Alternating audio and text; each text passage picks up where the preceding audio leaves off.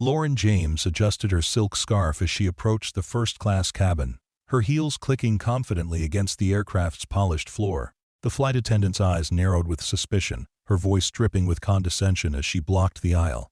"Excuse me, but assistants need to sit in economy unless they're accompanying a VIP passenger."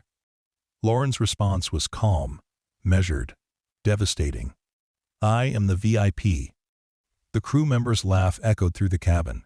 But 10 minutes later, that same woman would watch in stunned silence as Lauren walked straight into the cockpit, sliding into the pilot's seat with practiced ease. You see, Lauren wasn't just the CEO of a billion-dollar tech empire.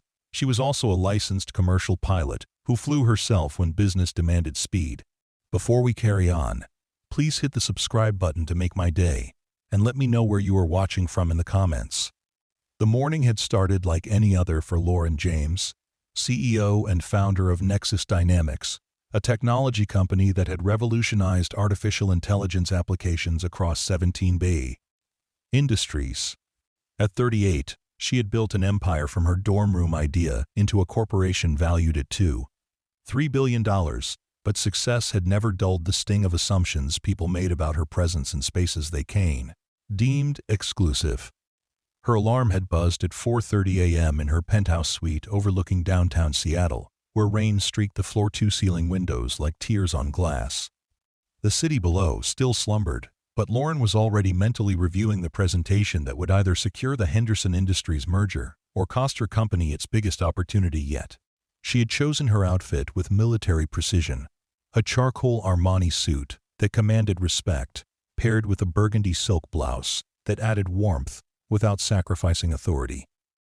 Her natural hair was styled in an elegant updo that showcased the diamond earrings her grandmother had left her, a reminder of the generations of strong women who had paved her path.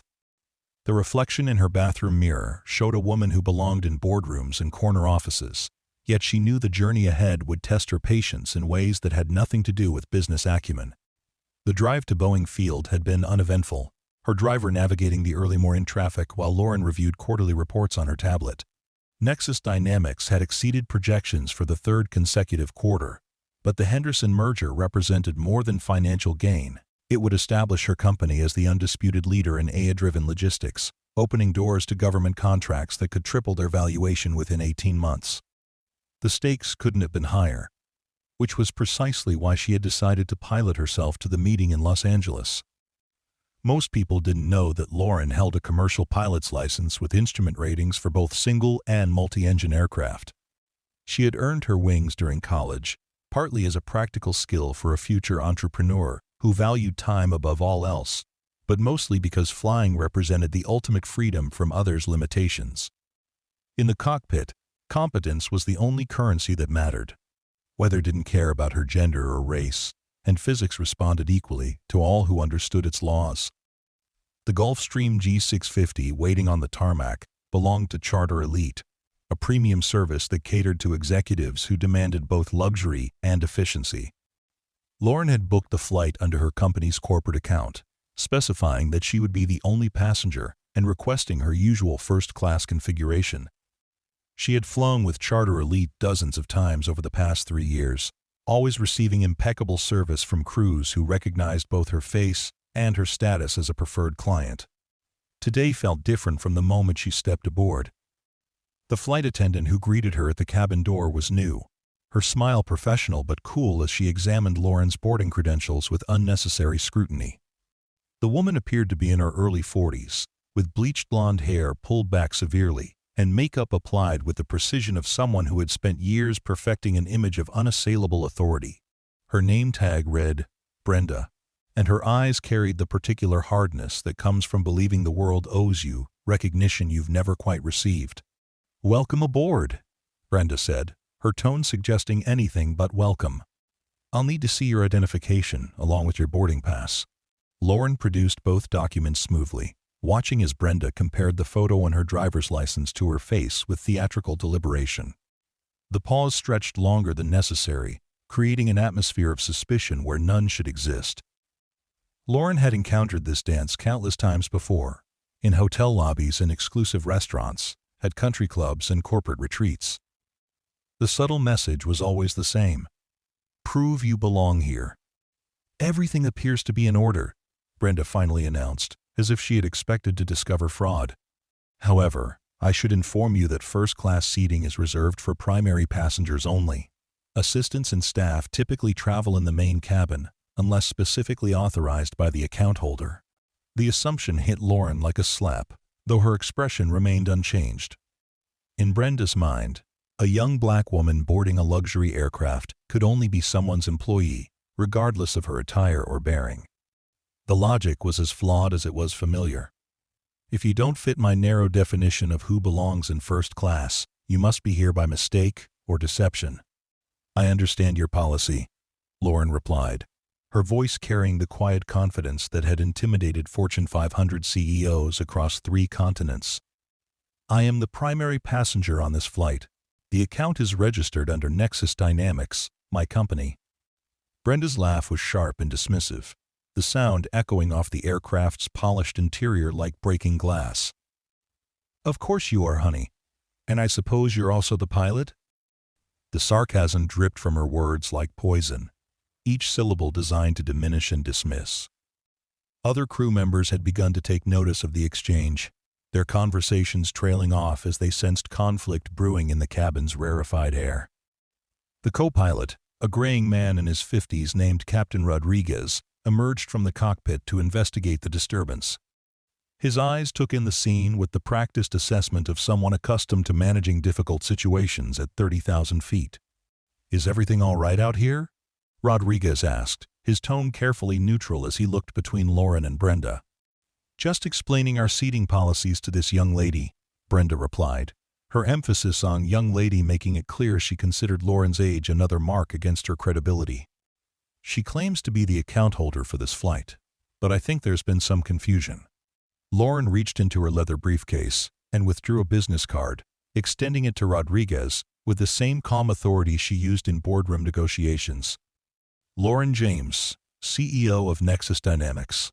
I believe you'll find my company's account in good standing with Charter Elite."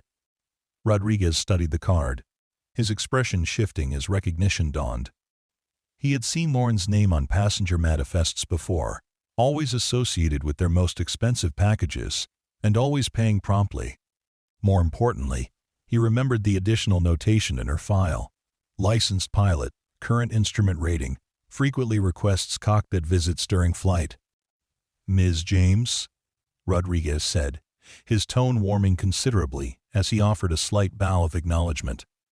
"It's a pleasure to have you aboard again. I apologize for any confusion."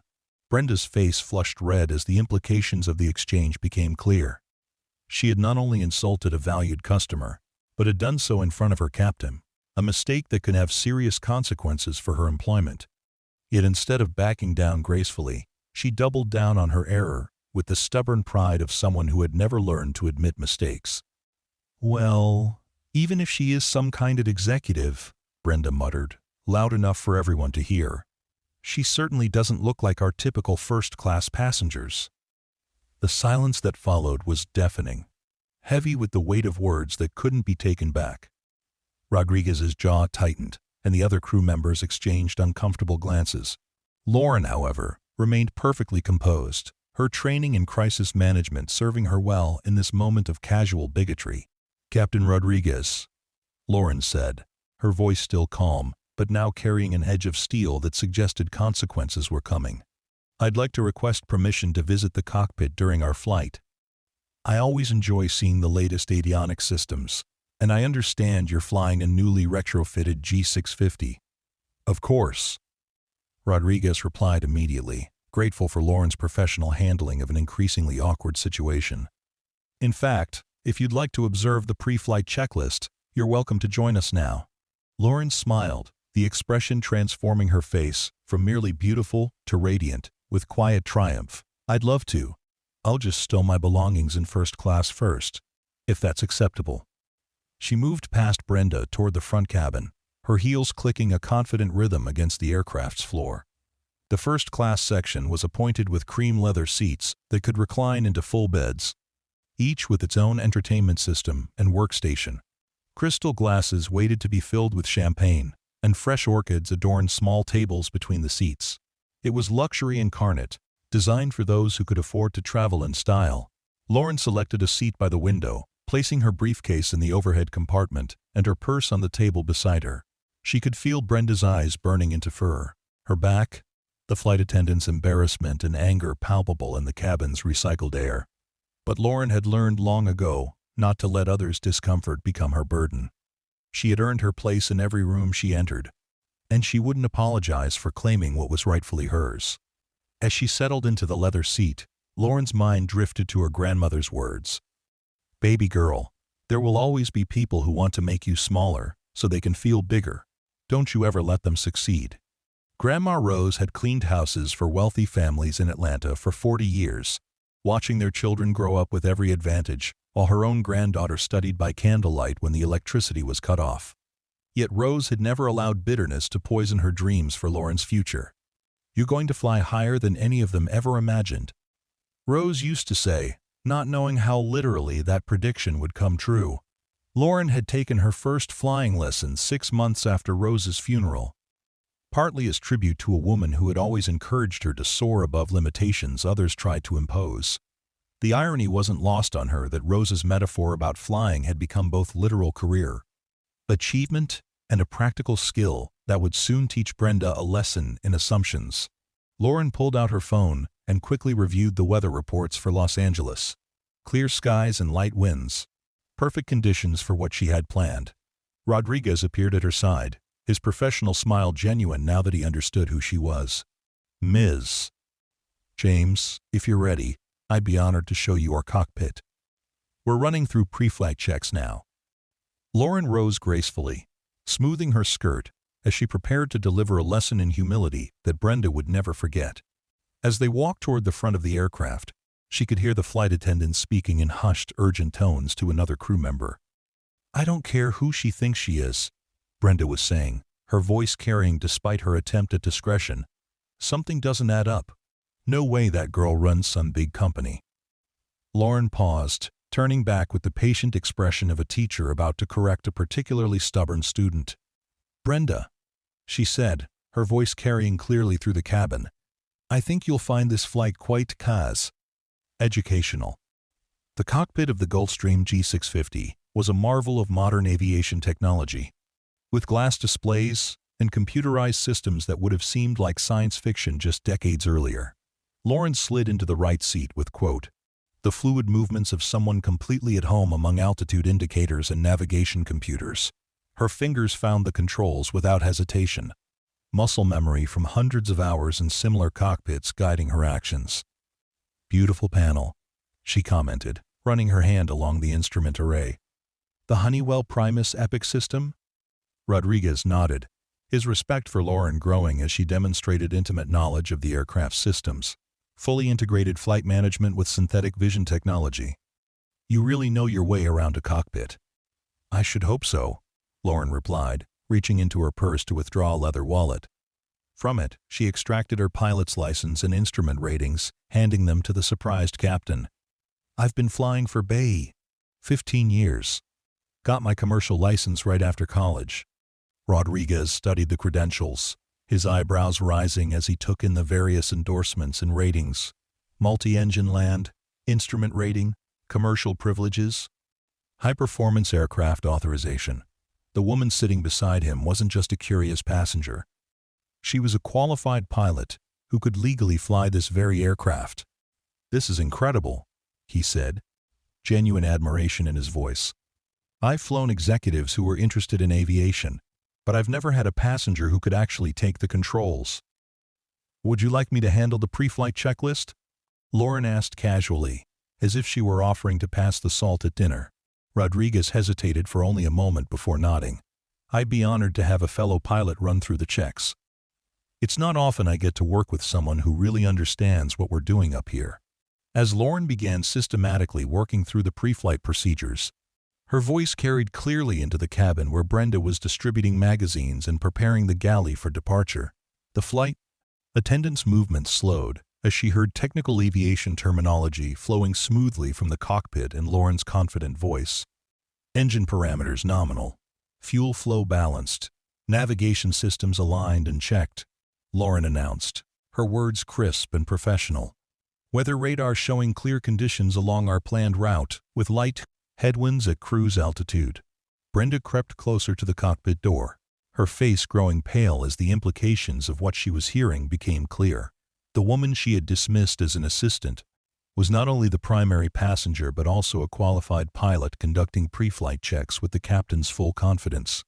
Transponder set to standby, communication radios checked and ready, Lauren continued, her hands moving across the controls with practiced efficiency. Shall we request clearance for departure? Rodriguez keyed the microphone, his voice carrying the formal cadence of air traffic control communications.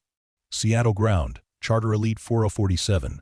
Ready to taxi, flight plan on file 2. Los Angeles, International. Charter Elite 4047, Seattle ground, taxi runway 31 left via taxiway Charlie. Contact tower on 119.9 when ready. Lauren's voice joined Rodriguez in acknowledging the clearance, her professional aviation phraseology flawless as she repeated back the taxi instructions. To anyone listening, she sounded exactly like what she was, a competent pilot preparing for departure. In the cabin, Brenda sank into a crew seat, her face burning with embarrassment as the full scope of her error became undeniable. She had not only insulted a valued customer, but had done so in the most publicly humiliating way possible, questioning the credentials of someone who was clearly more qualified than she had imagined. The other flight attendant, a younger woman named Jessica, who had been watching the drama unfold with growing concern, approached Brenda with obvious sympathy. "Maybe you should apologize," Jessica whispered, "before this gets worse." Brenda's pride warred with her pragmatism, the battle playing out across her features like a storm front moving across clear sky. She had spent her career dealing with demanding passengers and entitled executives, developing a thick skin that protected her from the casual rudeness that came with service industry work. But this situation was different, born not from passenger demands, but from her own prejudicial assumptions. "I can't believe she's actually a pilot," Brenda muttered, shaking her head as if she could somehow undo the previous 30 minutes through sheer force of denial. "Did you really think she was lying about being the CEO?" Jessica asked, her voice gentle but pointed. The question hung in the air like incense, heavy with implications that Brenda wasn't ready to examine. She had made assumptions based on Lauren's appearance, age, and race, never considering that her preconceptions might be wrong. The cognitive dissonance of holding stereotypes while being confronted with evidence of their falsity created a mental discomfort that made her want to flee rather than reflect. Meanwhile, in the cockpit, Lauren was enjoying herself immensely. Flying had always been her escape from the pressures of corporate leadership, a realm where competence was immediately apparent and respect was earned through skill rather than negotiated through politics. The familiar rhythm of pre-flight procedures soothed her in ways that even meditation couldn't match. "I have to ask," Rodriguez said as they completed the final systems checks, "how did you manage to build a billion-dollar company and maintain current pilot credentials? The time commitment alone must be incredible." Lauren smiled, her hands still moving efficiently across the instrument panel. "I fly myself to about 60% of my business meetings. It saves time and gives me control over my schedule. Plus, there's something about being at the controls that helps me think clearly about complex problems." "That's remarkable," Rodriguez replied, genuine admiration in his voice. "I've been flying commercially for 23 years, and I've never met a passenger with your qualifications. Most executives are content to sit in back and make phone calls. Most executives didn't grow up poor in Atlanta with a grandmother who told them they could do anything if they worked hard enough," Lauren replied, her voice carrying the warmth of cherished memory. "She used to say I'd fly higher than anyone expected. I don't think she meant it literally, but here we are." The tower cleared them for takeoff, and Rodriguez looked at Lauren with a question in his eyes. "Would you like to handle the departure? You're clearly qualified, and it would be an honor to have you take us up." Lauren's smile was radiant as she accepted the offer, her hands finding the throttles and flight controls with the confidence of someone completely in her element. "Charter Elite 4047 ready for departure," she announced to the tower, her voice carrying the authority that comes from absolute competence. As the aircraft accelerated down the runway, Brenda finally found the courage to approach the cockpit door. What she saw there would reshape her understanding of success, competence, and the danger of assumptions. Lauren sat in the right seat with the easy confidence of someone who belonged there, her hands steady on the controls as Seattle fell away below them. The takeoff was flawless, Lauren's technique smooth and professional as she guided the Gulfstream into the morning sky. Her communication with air traffic control was crisp and efficient, her handling of the aircraft systems demonstrating years of experience and training. This wasn't someone playing at being a pilot. This was a master of her craft exercising skills that most people couldn't even dream of possessing. "Beautiful departure," Rodriguez commented as they climbed through 10,000 feet.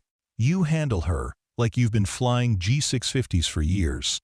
"Actually, this is only my third time in this particular model," Lauren replied, adjusting their heading as directed by air traffic control. "But the principles are the same across platforms. Good training and regular practice make all the difference." In the cabin, Brenda finally understood the full scope of her mistake. She had encountered not just a successful executive, but a woman whose competence spanned multiple complex fields. Lauren wasn't pretending to belong in first class, she was qualified to fly the entire aircraft. The humiliation was complete and deserved. Jessica approached her colleague with gentle concern. "Are you going to be okay? Maybe when we level off, you could—" "I know," Brenda interrupted, her voice barely above a whisper. "I need to apologize. I don't know how to face her after what I said."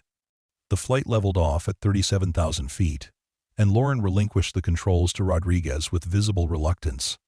Flying always energized her, but returning to the passenger cabin meant confronting the aftermath of Brenda's assumptions. She straightened her jacket and ran her fingers through her hair, preparing to handle the situation with the same grace she brought to difficult board meetings. Brenda was waiting by Lauren's seat when she returned to the first-class cabin, her face flushed with embarrassment and her hands clasped tightly in front of her. The transformation was remarkable. Gone was the suspicious, condescending woman from earlier, replaced by someone who looked genuinely shaken by her own behavior. "Ms. James," Brenda began, her voice trembling slightly, "I owe you a sincere apology. My behavior earlier was completely unacceptable, and I'm mortified by my assumptions." Lauren settled into her seat, studying Brenda's face for signs of sincerity. The flight attendant's distress appeared genuine, born not from fear of consequences, but from real recognition of how badly she had misjudged the situation. It was exactly the kind of teaching moment that Lauren had hoped to create. "I appreciate your apology," Lauren replied, her tone measured but not unkind. "Can I ask what made you assume I was someone's assistant?" Brenda's face grew even redder, the question forcing her to confront the uncomfortable truth about her own prejudices. I don't have a good answer for that. I made assumptions based on things that had nothing to do with your qualifications or status. Things like my age, my race, the fact that I don't fit your mental image of what a CEO should look like." The directness of Lauren's questions hit Brenda like physical blows, each one forcing her to acknowledge biases she had never examined openly. She had spent years in customer service, priding herself on treating all passengers with equal respect, yet she had revealed depths of prejudice that shamed her. "All of those things," Brenda admitted, her voice barely audible. "I realize now how wrong and hurtful my assumptions were. There's no excuse for how I treated you." Lauren nodded, appreciating the honesty even as she recognized the work that lay ahead. "Brenda, I encounter people like you in every industry I've worked in. The difference is that most of them never get to see how wrong their assumptions were. Today, you did." "I'll never forget this lesson," Brenda said, tears threatening at the corners of her eyes. "I'm truly sorry for embarrassing you and myself." "You didn't embarrass me," Lauren corrected gently. "You embarrassed yourself. I know exactly who I am and what I've accomplished. Your opinion couldn't change that, just like your apology can't undo the damage such assumptions cause when they go unchallenged." The conversation was interrupted by Rodriguez's voice over the intercom, announcing their descent into Los Angeles. Lauren glanced at her watch, calculating the time remaining before her crucial meeting with Henderson Industries. The merger discussions would require all of her attention and skill, but this morning's events had reminded her of why success mattered beyond mere financial gain. As they began their approach to LAX, Lauren reflected on the morning's lessons. She had proven her competence in ways that few people ever could, literally taking control of the situation from 37,000 feet. Yet the real victory wasn't in showing up Brenda's prejudices, but in creating a moment of genuine learning that might prevent future assumptions. The landing was as smooth as silk, Rodriguez's years of experience evident in the gentle touchdown that barely registered in the cabin. As the aircraft taxied to the private terminal, Lauren gathered her belongings and prepared to transition from pilot back to CEO, a transformation that required mental gear shifting as precise as any aviation maneuver. Brenda appeared at her side one final time, holding a small business card with trembling fingers. "Ms. James, I wanted to give you my supervisor's contact information.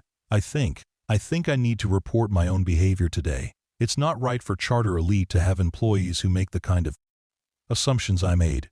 Lauren accepted the card, surprised by Brenda's willingness to face consequences for her actions. "That takes courage," she said. "Real change requires people who are willing to acknowledge their mistakes and learn from them." "I just hope I can do better in the future," Brenda replied. "You've taught me something important today about seeing people for who they really are, instead of what I expect them to be." As Lauren disembarked from the aircraft, she felt the familiar surge of energy that came with new challenges. The Henderson Industries merger awaited, along with all the strategic complexities that would determine her company's future. But she carried with her the satisfaction of having turned a moment of prejudice into an opportunity for education. The private terminal at LAX hummed with the quiet efficiency of high-end aviation services, where discretion was as valued as speed. Lauren's driver was waiting with a black sedan, ready to transport her to the downtown offices where Henderson Industries had scheduled their final merger discussions. The transition from sky to street felt abrupt after the morning's aerial adventure, but Lauren's mind was already shifting into CEO mode. During the 40-minute drive through Los Angeles traffic, Lauren reviewed her presentation materials one final time. Nexus Dynamics had developed an AI platform that could revolutionize Henderson's logistics operations, reducing costs by 37% while improving delivery times across their entire network. The technology was sound, the business case compelling, but mergers always came down to chemistry between leadership teams. Henderson Industries occupied the top 15 floors of a gleaming tower in downtown LA, their logo visible from blocks away as a testament to their market dominance. James Henderson himself had built the company from a single trucking route into a logistics empire that moved 15% of America's consumer goods. At 62, he represented old-school business leadership, successful through relationships and instinct rather than data analytics. Lauren's heels echoed through the marble lobby as she approached the reception desk, her confidence undiminished by the morning's challenges. If anything, the encounter with Brenda had sharpened her focus, reminding her that competence had to be demonstrated repeatedly in a world quick to make assumptions about who belonged in positions of power. "Ms. James," the receptionist said, her smile warm and professional. "Mr. Henderson is expecting you. The executive conference room is ready for your presentation." The elevator ride to the 52nd floor gave Lauren a few moments to center herself, transforming from the pilot who had commanded a Gulfstream into the CEO who would soon command a boardroom. The transition was seamless, born from years of moving between different professional contexts while maintaining her core identity. Henderson himself greeted her at the elevator, a tall man with silver hair and the kind of handshake that suggested both strength and sincerity. His reputation preceded him as someone who valued directness over diplomacy, results over rhetoric, the kind of leader who would appreciate the morning's aviation demonstration if he knew about it. "Lauren," he said, using her first name with the easy familiarity of someone accustomed to cutting through corporate formality. "I've been looking forward to this meeting ever since our preliminary discussions. Your AI platform has the potential to transform how we think about logistics." The conference room was appointed with understated luxury, floor-to-ceiling windows offering panoramic views of Los Angeles stretching to the Pacific. Henderson's executive team was already assembled, his chief operating officer, head of technology, and general counsel. all experienced professionals who had helped build one of America's most successful logistics companies. Lauren connected her laptop to the room's presentation system, her movements confident and efficient as she prepared to make the case for a merger that could define both companies' futures. The morning's reminder about assumptions had heightened her awareness of how she was perceived, but it had also reinforced her conviction that competence would ultimately prevail. "Gentlemen," she began, her voice carrying the authority that had convinced skeptical investors to fund her startup 12 years earlier. "Imagine a logistics network that anticipates problems before they occur, optimizes routes in real time, and learns from every delivery to improve the next one." The presentation that followed was masterful. Lauren's deep understanding of both technology and business, creating a compelling vision of what their merged companies could achieve. She spoke without notes, her command of complex data sets and market projections demonstrating the kind of preparation that separated serious players from pretenders. Henderson leaned forward as Lauren explained how AI could reduce his company's fuel costs by 23% while improving customer satisfaction scores across all service categories. These weren't theoretical projections, but proven results from pilot programs Nexus Dynamics had conducted with smaller logistics firms. "The technology is impressive," Henderson's COO interjected, "but implementation always reveals complications that look simple in PowerPoint. How do we know your systems can scale to our volume?" Lauren smiled, recognizing the question as both challenge and opportunity.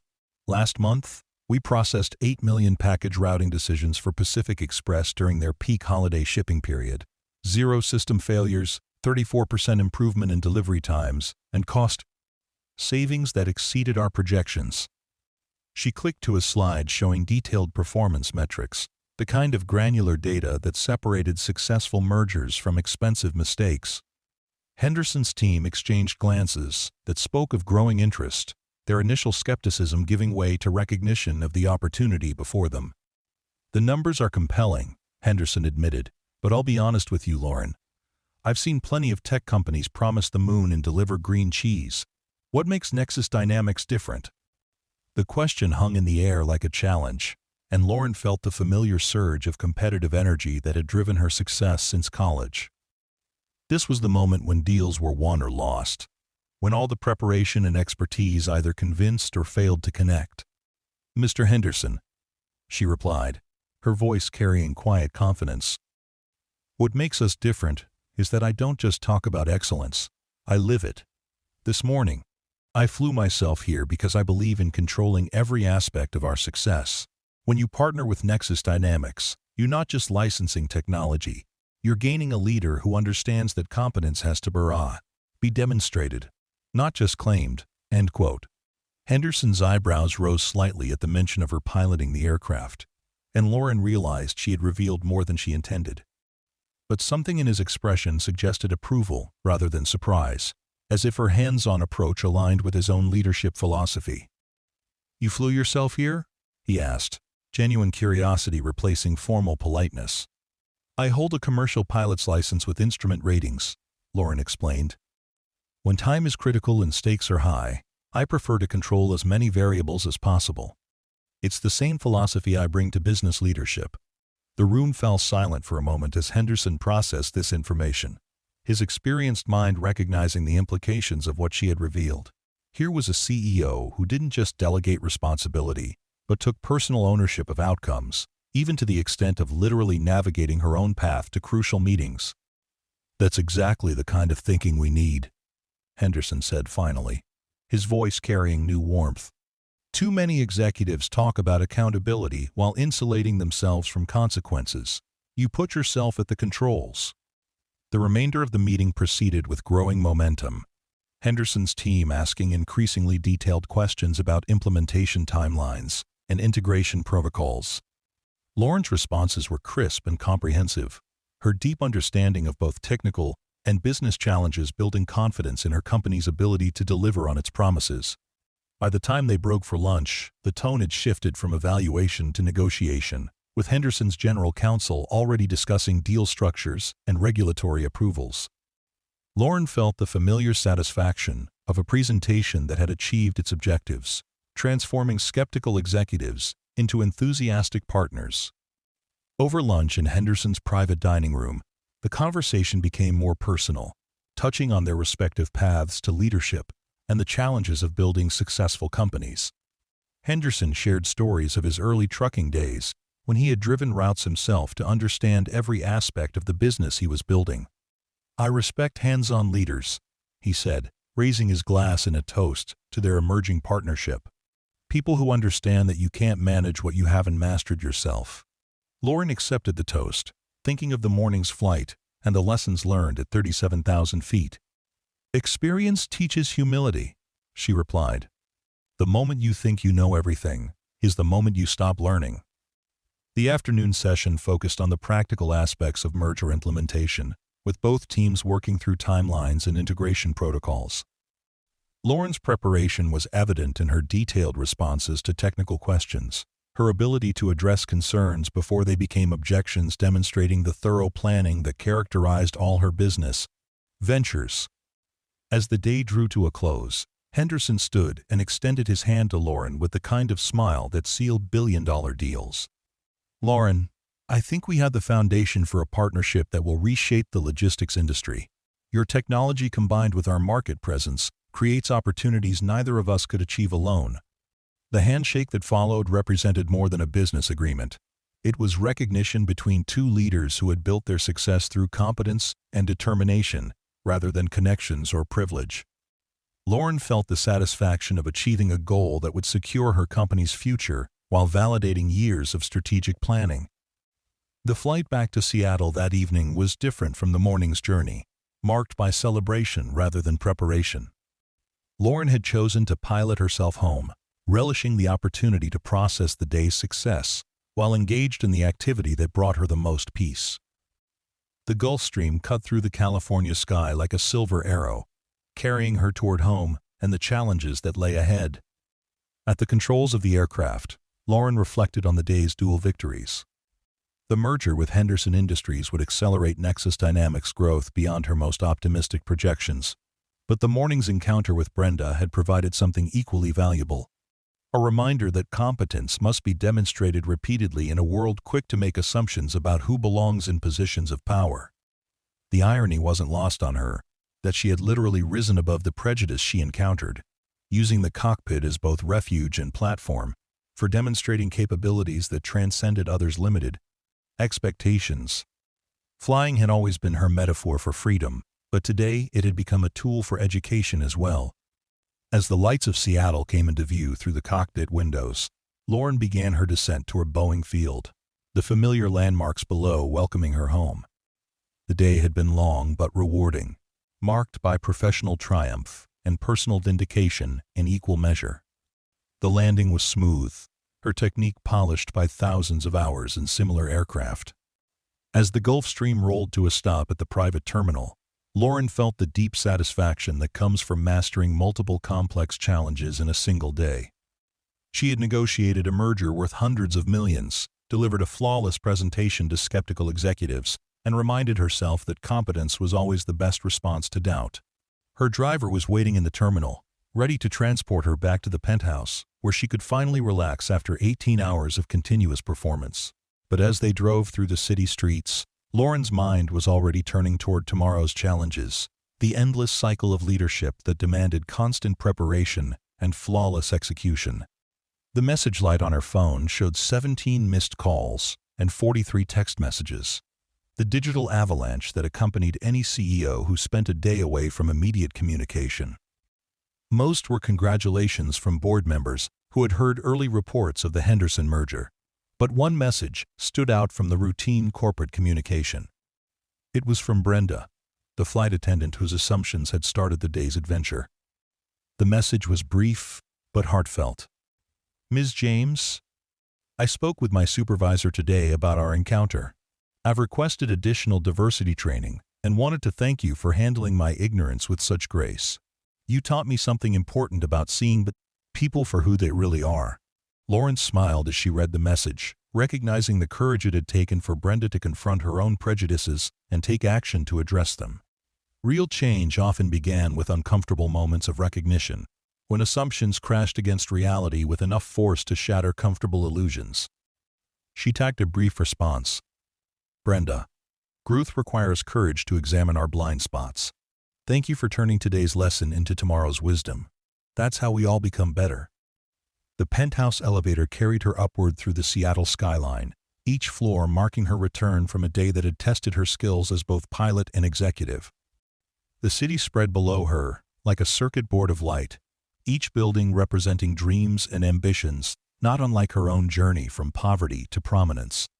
Inside her apartment, Lauren kicked off her heels and poured herself a glass of the vintage champagne she reserved for significant victories. The Henderson merger represented more than financial success.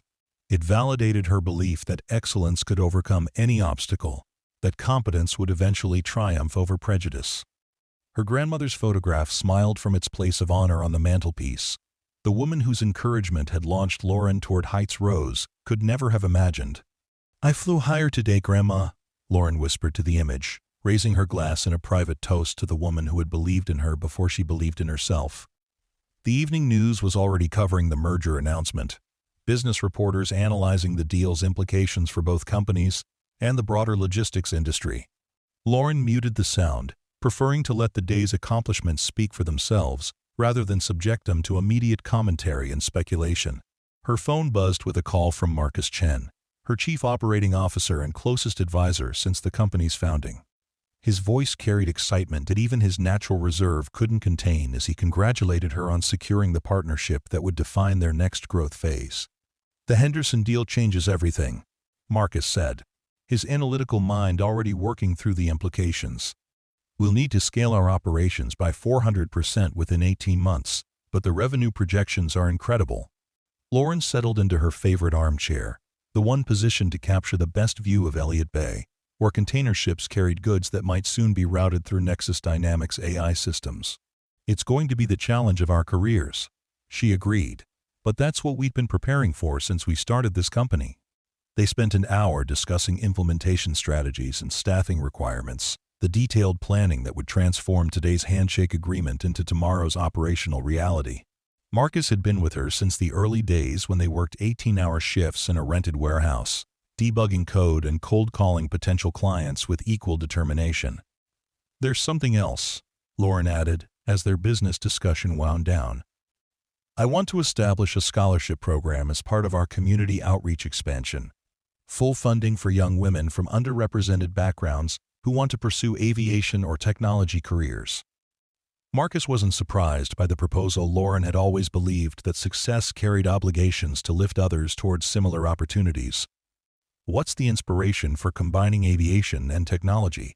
Lauren smiled, thinking of the morning's flight and the afternoon's merger negotiations. "Sometimes the best way to rise above limitations is to literally take flight. I want to give other young women the chance to soar above whatever obstacles they encounter." The scholarship program would become another dimension of Lauren's legacy, a practical expression of her belief that competence could be cultivated in anyone given proper training and opportunity.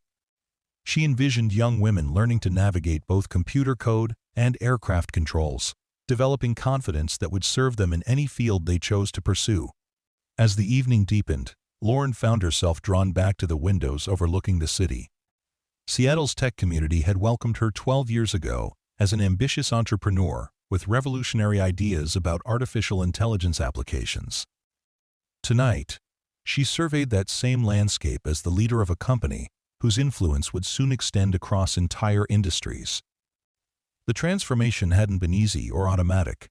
Every milestone had required proving herself repeatedly, demonstrating competence in rooms where her presence was questioned before her qualifications were considered. But each challenge had strengthened her resolve and sharpened her skills, building the foundation of expertise that now supported a billion-dollar enterprise. Her reflection was interrupted by another message, this one from James Henderson himself. "Lauren, I've been thinking about our conversation today. Any CEO who pilots herself to merger meetings understands the kind of hands-on leadership we need.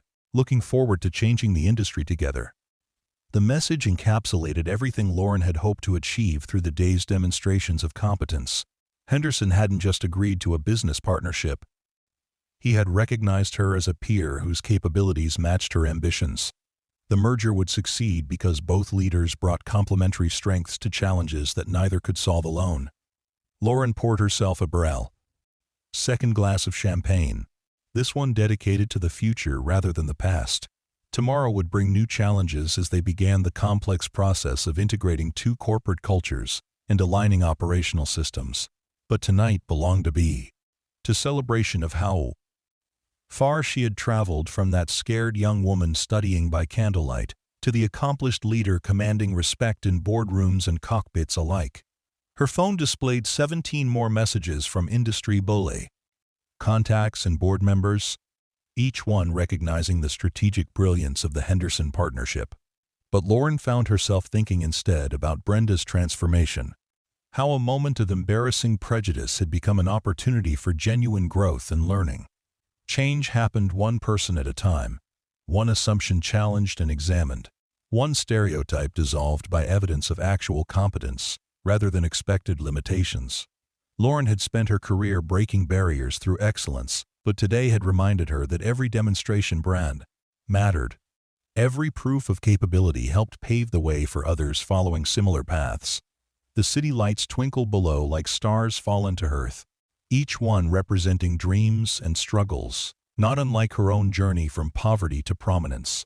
Lauren raised her glass toward the window in a silent toast to everyone who had ever been underestimated. Everyone who had proven doubters wrong through persistent excellence. Everyone who had chosen to rise above limitations others tried to impose. 3 hours later, as she prepared for bed, Lauren's mind was already turning toward tomorrow's challenges. The Henderson merger would require months of detailed integration work, but the foundation had been laid through today's successful demonstration of technological capability and leadership competence. She checked her flight log one final time, recording the day's aviation activities with the precision that had characterized her piloting since college. The morning's flight to Los Angeles and evening's return to Seattle represented more than transportation. They had become symbols of her ability to navigate any challenge through preparation, skill, and unwavering confidence in her own capabilities. As sleep claimed her, Lauren's last conscious thought was of her grandmother's voice, encouraging her to fly higher than anyone expected. Rose's metaphor had become literal reality, but the deeper truth remained unchanged. Excellence was the most powerful response to doubt, competence, the best answer to prejudice, and achievement, the ultimate validation of dreams that others might consider impossible. The Seattle dawn found Lauren already awake, her internal clock adjusted to the demands of leadership that recognized no boundaries between personal and professional time.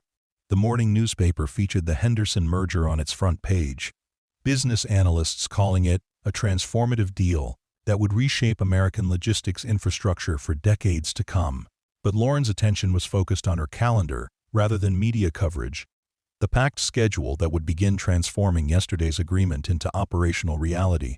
Integration teams would need to be formed, technology platforms would require coordination, and corporate cultures would need careful alignment to ensure the merger achieved its ambitious objectives. Her phone displayed a message from Rodriguez, the captain who had shared cockpit duties during yesterday's flights. Ms. James, it was an honor flying with a fellow pilot yesterday. If you ever need a co-pilot for future business travel, I'd be privileged to serve in that capacity. The offer represented more than professional courtesy. It acknowledged Lauren as a peer in the aviation community, someone whose skills had earned respect through demonstration rather than declaration. She made a mental note to recommend Rodriguez for Charter Elite's senior captain program, recognizing competence in others as readily as she demanded it from herself. The day ahead would test every skill Lauren had developed during her rise to prominence, but she faced it with the confidence that came from proven capability. Yesterday had reminded her that assumptions would always exist, that prejudice would continue to surface in various forms, but that excellence remained the most powerful response to doubt. As she prepared for another day of commanding boardrooms and building the future, Lauren carried with her the satisfaction of knowing that every challenge overcome made the path easier for others following behind. Her success was never just personal achievement. It was proof of possibility for anyone willing to work hard enough and fly high enough to rise above the limitations others might try to impose. The story of Lauren James, the CEO who walked into the cockpit, had become more than a single day's triumph over prejudice. It had become a testament to the power of competence to transform assumptions, the ability of excellence to overcome obstacles, and the endless possibility that awaited anyone brave enough to take the controls of their own destiny.